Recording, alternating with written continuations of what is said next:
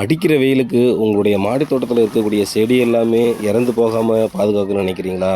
அப்போ இந்த வீடியோவை முழுசாக பாருங்கள். இப்போ இலையுதிர் காலன்றதுனால பக்கத்தில் இருக்கக்கூடிய மரம் செடி கொடிகள் எல்லாமே இலை உதிர்த்திருக்கும். அந்த இலை தழைகள் எல்லாமே ஒரு சாக்கு பையில் அள்ளி கொண்டு வந்து நம்ம மாடி தோட்டத்தில் வச்சுருக்கக்கூடிய க்ரோ பேக்கில் அந்த இலை தழைகளை பரப்பி விட்டுருங்க.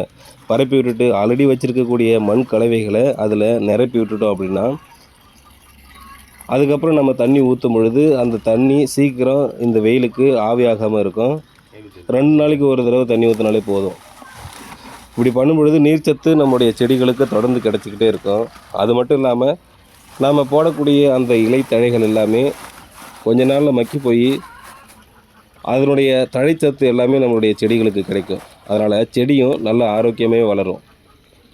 அடிக்கிற வெயிலுக்கு வதங்கி போகாமலும் இருக்கும்.